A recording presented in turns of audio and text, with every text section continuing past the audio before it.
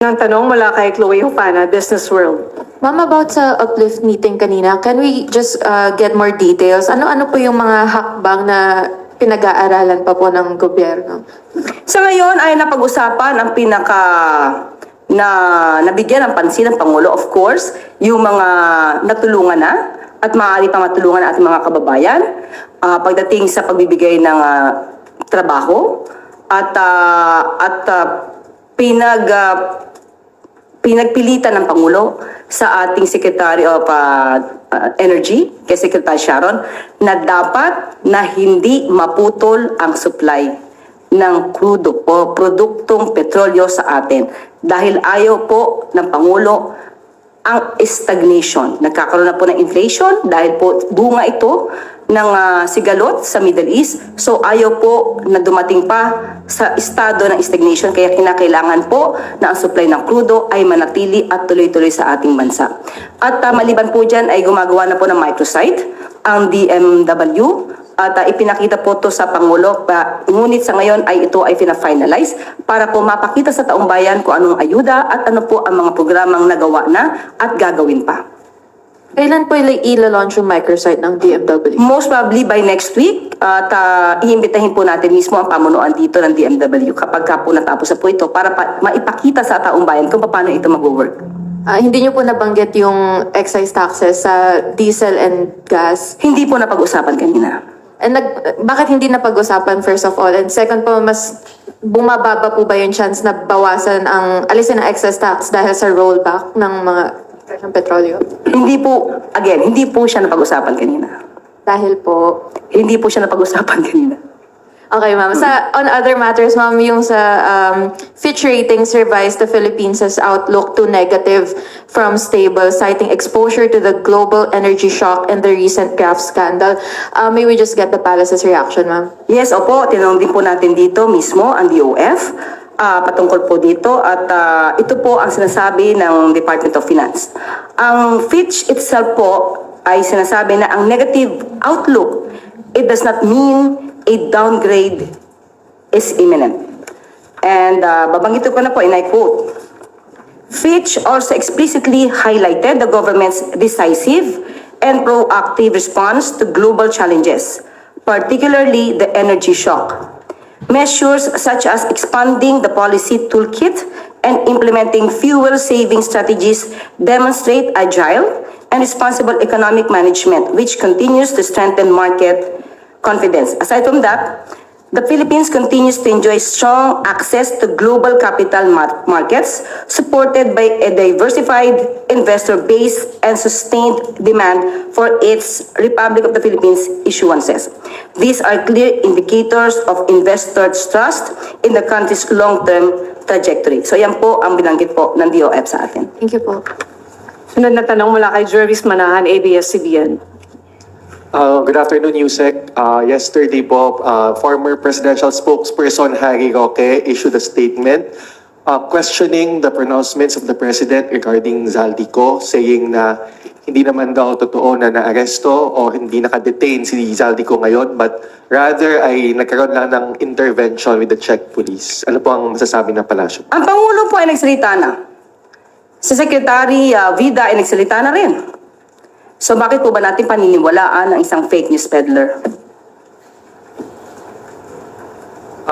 Ma'am, follow up lang po. May confirmation po ba tayo na may red notice ang Interpol kay Zaldico? Mas mabibigyan po yan ng katugunan ni SOJ Vida. Thank you, ma'am. Sunod na tanong mula kay Maricel Alili, TV5. Magandang hapon po, Yusek. Yusek, may we have more details about Zaldico? Saan po siya nakasakay nung mahuli siya ng Czech Republic? Sino yung sinasabing isang lalaki na kasama niya? Was it a random check? Unang-una po, ang binigyan po ng authority na magsalita patungkol po dyan ay si Secretary Vida. So lahat po ng patungkol sa issues ni Zaldico ay mas mabuti po nating itanong mismo kay Secretary Vida. But with all the disinformation circulating right now, may we know how come wala pa pong inilalabas na photos and videos of Zaldico? Kasi mayroon pong ibang country na involved. So maingat po ang gobyerno sa pagbibigay ng anumang anunsyo. Hayaan na lamang po natin na magtrabaho ang ating gobyerno at muli si Secretary Vida po ang maaaring sumagot sa iba pang mga katanungan. Last na lang, Yusek. Pero as we speak, ano po yung status ni Zaltico? Considered ba siya na arrested? Nakadetain po ba siya? Nasaan po siya ngayon? Ulitin ko lamang po, hindi po ako ang authority para magsalita patungkol po sa estado ni Zaltico. Mas mainam po na maitanong po ito kay Secretary Vida. Thank you, Yusek. Related question mula kay Ivan Mayrina, GMA News. Yusek, we were told that Secretary Vida was summoned to the palace earlier today. Would you be privy as to what instructions the President gave Secretary Vida? Hindi po tayo nakasama sa meeting nila. Ang napasama lamang po tayo ay ang patungkol sa uplift committee meeting. But what do you know about the President's instructions for the government agencies to work together to bring former Congressman Zaltico back to the Philippines? Muli, hindi po tayo privy sa anumang kanilang pag-uusap at meeting, pero in general po, ang Pangulo po ay nag-uutos kung ano ang nararapat at kung ano ang isilasaad ng batas. Thank you. Sunod na tanong mula kay Ivy Reyes, Milenario. Hi, Yusek. Can we have Palace's reaction to Batangas Representative Leandro Levista's statement on Zaldico pa rin po na hindi raw po dapat si Presidente ang nagre-report dahil Zaldico accused the President of being involved in the anomaly. And I quote, paano paniniwalaan ang proseso kung ang akusado ang may kustodiya sa testigo? Kung ang akusado ang may...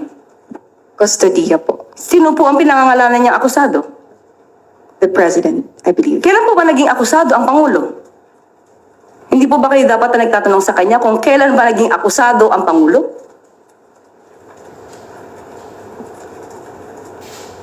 Okay, sunod na tanong mula kay Rafi Ayeng. Ma'am, in connection dun sa kay Harry Roque naman po, you called him fake news peddler. Ano po ang, As always. ano po ang balak ng palasyo since tinatarget nyo yung mga nagkakalat ng mga fake news na kasuhan? Muli, hindi kailangan mag-utos ang Pangulo sa NBI, sa PNP, o sa anumang investigating bodies patungkol sa fake news. Kapag nakita po nila at alam nila na fake news ang pinapakalat, kailangan lamang po itong imbestigahan. Okay, ma'am. On other matters po, may mga kababayan po tayong nakadetini ngayon. May isa po na nakadetini sa Kingdom of Saudi Arabia na yung isa pong na ang anak niya po ay sumulat pa kay First Lady Lisa Marcos na humingi siya ng tulong. At ngayon naman po ay meron din tayong 3 seafarers. Originally, 8 sila at yung 5 ay napalaya.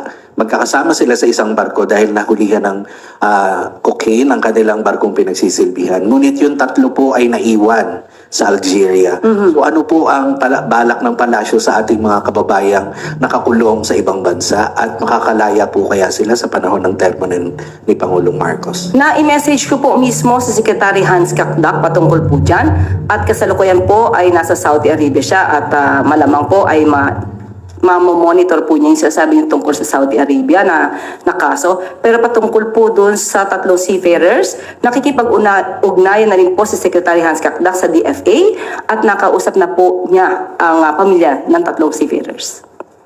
Thank you. Sunod na tanong mula kay Tristan Nadalo, Newswatch Plus.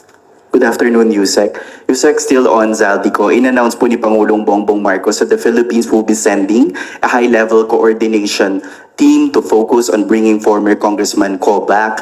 Siguro po gusto lang din nating malaman sino-sino po ba yung bubuo sa team na ito and ano pong marching orders ng Pangulo sa kanila? Muli, si Secretary Vida ang maaari sumagot ito kung wala pa po siyang binibigyan na detalye, most probably because may involved na ibang country, kaya hindi pa po namin masasabi kung ano mga detalye patungkol dito. Okay. Si Senator J.V. Ejercito, ang sabi niya po, the biggest challenge in bringing Ko back to the Philippines is ensuring his safety, warning that some groups may not want him to return and testify on the controversy. Sabi niya po, the challenge here is to bring him back in one piece. So, can Malacanang assure the safety of Mr. Ko and guarantee that he will be free from any pressure or influence? Bago po muna tayo magbigay ng assurance, definitely naman lahat ng po ng Pilipino ay dapat safe na po bumabalik sa Pilipinas. Yan naman po ang assurance ng pamahalaan. Pero dapat tignan muna po natin, saan nanggagaling yung sinasabing death threats? Meron na po bang naipakita? Meron na po bang na-blotter o whatever? So, tingin ko dapat doon muna kasi there's no basis.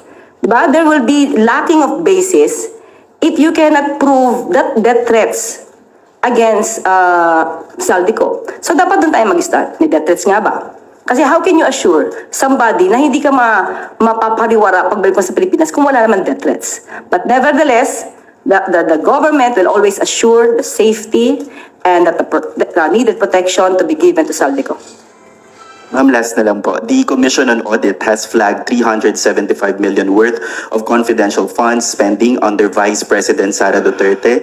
Una po, anong reaksyon ng Malacanang sa findings na ito? And naniniwala po ba ang palasyo na dapat ibalik yung mga pondong questionable, na nagasto sa questionableng pamamaraan? Wala po sa palasyo kung sila'y maniniwala o hindi dahil ito po ay ruling mismo ng COA.